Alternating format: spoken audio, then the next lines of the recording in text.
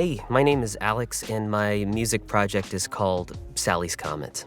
This is kind of a stream of consciousness type of thing, and I'm gonna try and keep it brief, at least on the exposition part. As a lot of my close friends know, I'm notorious for putting in way too much exposition in things. So, yeah, congratulations, guys, you beat it out of me. I also don't have my camera rig things. They're packed away in a big Tupperware, or whatever you want to call them, a tote. And yeah, I didn't want to get them out, so right now I'm just looking down at my phone and recording on my mic. In addition to playing music, I'm a voice actor. That's why I have this really snazzy vocal booth and a lot of extra squishy stuff on all around me. Yeah, and this video is gonna be in regard to the next song I'm putting out called Look Ahead. And I'm making this video because I haven't put anything out in 3 years. The last thing I put out was a cover of Wouldn't It Be Loverly from My Fair Lady, but a pop punk version. And I had this whole idea to do Broadway punk covers or something, and it just never came to fruition. My life got really crazy. First and foremost, I changed careers, which is kind of cool. I was a classroom teacher, and then I became an instructional designer. And at some point I decided I'm gonna try and voice act. And I also threw multimedia development into that mix, so things like video editing, audio editing, etc. And everything worked out, which is both good and bad. It's great because I'm financially stable. I love my jobs, but humans shouldn't have jobs, I've got a lot going on, but it's my own fault. I love everything that I do, so I just keep doing it. Unfortunately, that meant that music got pushed to the side a little bit. And that's really unfortunate because music got me into voice acting, actually. I started off as a musician, and then I became an actor, stage, and someone said, why don't you just do both of those things together? And here we are. So yeah, this is kind of my keeping myself honest effort to keep making music and talking about it because, I remember being younger. No, it's being young. I'm old now. I remember being younger and, putting music out into the world and nothing happened. I don't know if anyone listened to it. It was kind of sad, I would get sad oh, I had so much fun working on this song and now it's just out there. But wildly enough, some of the things I have on Spotify right now have a few thousand plays, which is awesome. I think I've wiped those out because I've changed distributors and I lost the plays, but I know that they had the few thousand plays, so I'm happy with it. And this isn't a plea for more plays, but this is really just more of the unexamined life isn't worth living type of thing. I don't mean that in a bleak or dreary way. I just mean everyone arts now. Everyone makes music, everyone draws. Everyone's an actor, everyone does everything. And that's a pretty good segue because that's all thanks to technology, right? The internet, Photoshop being accessible if you're a visual artist, audio equipment being really, really cheap if you're a musician. What else? What other art? Yeah, the long and the short of it is that if ever you were an artist before, gatekeeping would almost always have prevented you from getting your stuff into the world. I remember being young, and all I really wanted was to be signed to an indie record label and tour in a van with a bunch of dudes and play shows that a few people would come to and stand with their arms folded, that's my era. And now that I have the means to make unlimited music, I don't. And that's stupid, so here we are. And yeah, going back to the technology bit, that's kind of what this song is about, Look Ahead. Sort of the hooky line is, I fear to look ahead and see what's coming. This all kind of came about, the writing process for this song, as a result of things like ChatGPT and other automation tools that are very quickly in everyone's lives. And I think I started writing this song before I really had a firm grasp on ChatGPT and other natural language processors, but I certainly finished it after I got that grasp. It took me a long time to actually start and stop this song. I think the thing that really got me on the track to writing this song was just how many jobs, roles in art are being hunted. When I was a young lad making music with other musicians, other real-life musicians, I had a problem with drummers, and I've always had a problem with drummers to some degree, and that comes in a variety of forms. Punctuality, not showing up to shows, stuff like that. Luke, if you're watching, I'm sorry. It's not you. You were beautiful. As a matter of fact, yeah, Luke, I've never had a problem with you. You're great. And so then, I kind of struck it out on my own. I was always the one in the band who would put forth the money to record, want to go to the recording studio and lay down some money to get some tracks made so we could share it on MySpace or something, but nobody else was willing to do that. So I had to learn how to record myself. And then once I did that, it's well, I can play drums and bass and guitar and piano passably. So why don't I just, do it myself? And so I did. But like, recording drums sucks. So I got good with MIDI drums. And, at the time that I started doing that, MIDI drum technology was not great. So my drums kind of sucked. And that's fine. You live, you learn.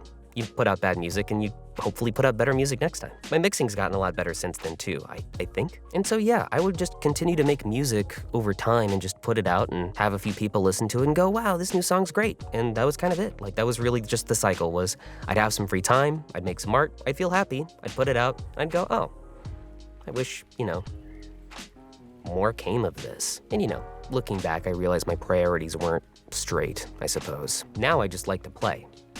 Or rather, write, because that's the next part of this. I've also recently discovered things like native instruments, creating things like guitar virtual instruments that sound really good. So like, a lot has changed in my life since I last put out a song. I moved to Oregon and I took my instruments with me, but I haven't unpacked them yet. And so, I still, I wanted to get some ideas down, but I didn't want to like get the guitar out and tune it, or maybe have to go take it to get set up or something like that. And so I found Native Instruments guitar, virtual guitar, session guitarist is what it's called. They basically just hyper sampled a lot of guitar playing, lots of chords. You can do melodies and riffs and things. And I was like blown away in a good way, in a bad way. Like, wow, this sounds really good. I don't even have to get out my guitar. And bad, like, oh man, this sounds really good. I don't even have to get out my guitar. And with that kind of came those complications. I realized that like this guitar sounded not just good, like not just clean, but it sounded human. And that was really concerning. Like anyone can do this.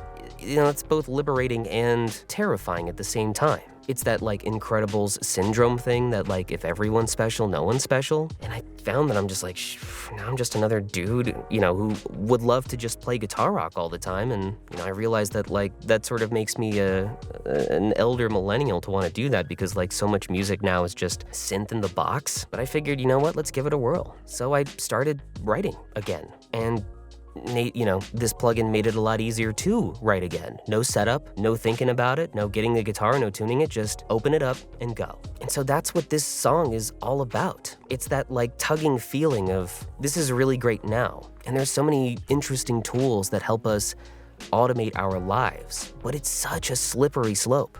Like a really super duper slippery slope. Because early on, I already had that thought of like, I don't need a drummer. I can just program these drums. And then I'll just play the bass myself. And now I have virtual instruments that I don't even have to play the guitar or play the bass or play the drums. The only thing I'm actually doing on this thing is singing. The backup vocals are real. Someone else is actually doing those backup vocals. But like, it really forces me to look inward about a topic I'm really stressed about all the time. At what point are the things that I love to do not gonna be cared about anymore because they've been completely replaced by machines? And I get it. There's multiple sides to this story. I understand. The upside to this story is I'm writing again. That's great. Another upside to the story, I don't have to worry about mixing as much because these guitars and basses and drums sound amazing. But the downside is that like, where is the human element? Like, is there still a human element being brought to this because I'm the one who has to like put this together? I kind of try and think of it as like a Tony Stark Jarvis situation where like Jarvis just does the compositing or the arranging of ideas, and Tony Stark is the one who still has to bring these ideas to the table. In this instance, I'm the one who gets to choose the chord progression, I'm the one who gets to write the lyrics, I'm the one who gets to mix it, I'm the one who gets to make those choices, but this machine's doing a lot of heavy lifting. And I suppose the same could be said for other stuff too, like natural language processors, you gotta prompt it to write. It doesn't write without the prompt. So then whose writing is it? Is it yours? Is it its? If I ask a natural language processor to generate a chord progression, is it mine? Is my synthesis of this idea what makes it art? I don't know. And even then, like, if you ask it to generate a chord progression, 1, 4, 5, I could have generated that, obviously, but I didn't. Although I'm sure I have on several occasions in various songs, but you also have to acknowledge in a lot of art, there is not much that's new. Not a lot of new plots, not a lot of new chord progressions. I don't know. What does it all mean?